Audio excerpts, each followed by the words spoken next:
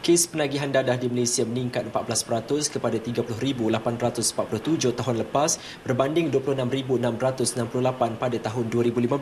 Jumlah penagih baru juga meningkat kepada 22,925 berbanding 20,281 bagi tempoh sama. Semalam Perdana Menteri menyatakan bagi membendung masalah penglibatan belia dalam najis darah ini, satu pendekatan holistik perlu diambil, bukan semata-mata menerusi penguatkuasaan undang-undang.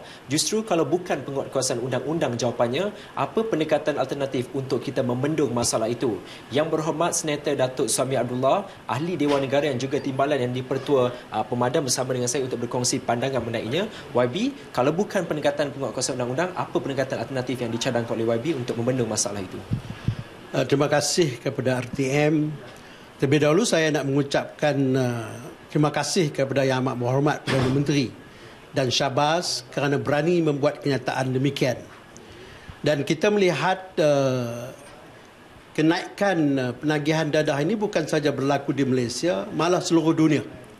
Kalau kita melihat di negara-negara Eropah, negara-negara Amerika Selatan, Amerika Tengah dan Eropah Tengah juga meningkat.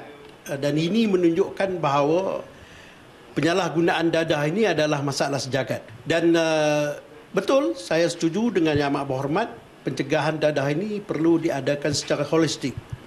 Semua pihak mesti bekerjasama. Kalau kita melihat anak-anak daripada mula dilahirkan, ibu dan bapa mesti bekerjasama untuk menjaga anak-anak mereka. Dan apabila mereka memasuki sekolah, guru pula perlu bekerjasama, mungkin melalui persatuan ibu bapa dan guru-guru, melihat kepada anak-anak mereka ini. Sama ada anak mereka ini apabila mereka keluar daripada pagar sekolah, mesti ada ahli masyarakat yang menjaga mereka. Dan juga kementerian-kementerian. Kementerian contohnya Kementerian Jabatan Agama Islam. Mereka juga perlu mendidik anak-anak ini daripada keluarga supaya perceraian tidak berlaku contohnya. Kalau kita melihat ramai anak-anak muda yang mempunyai masalah proses rumah tangga mak bapak mereka, itu yang menyebabkan mereka tersisir dan langsung terlibat dengan dadah. Kemudian Kementerian Wanita contohnya perlu mendidik ibu-ibu tunggal. Ibu-ibu tunggal yang ditinggal suami.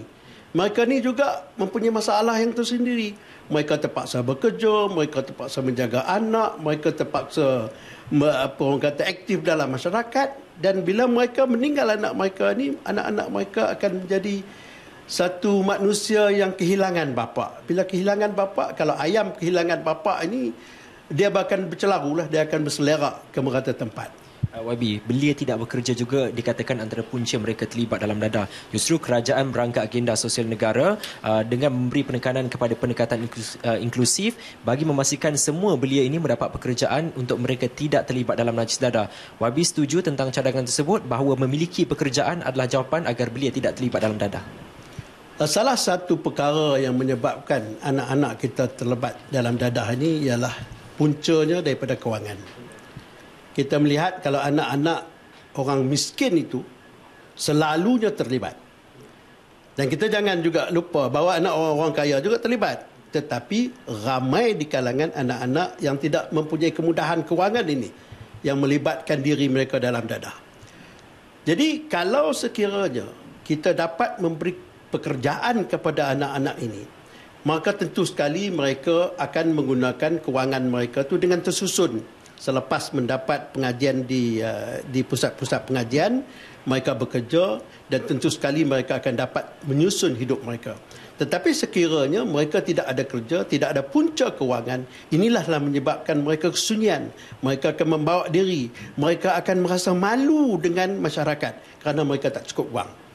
Jadi saya bersetuju dengan Yang Amat Berhormat Perdana Menteri bahawa memberi pekerjaan kepada mereka. Tapi cara mana kita nak memberi kepercayaan kepada mereka? Kerana ramai syarikat-syarikat yang memandang mereka ini criminals, memandang mereka ini penjenayah, memandang mereka ini penagih yang tidak dapat diubati. Tapi bagi saya, penagih-penagih dadah ini adalah pesakit. Siapa nak isap dadah? Tak mahu. Tak akan ada manusia yang mahu menghidap dadah untuk merosakkan diri sendiri. Maka kita patut menyatakan bahawa mereka ni adalah pesakit-pesakit. Bila kita anggap mereka ni pesakit, maka akan ada syarikat-syarikat yang sanggup mengambil mereka.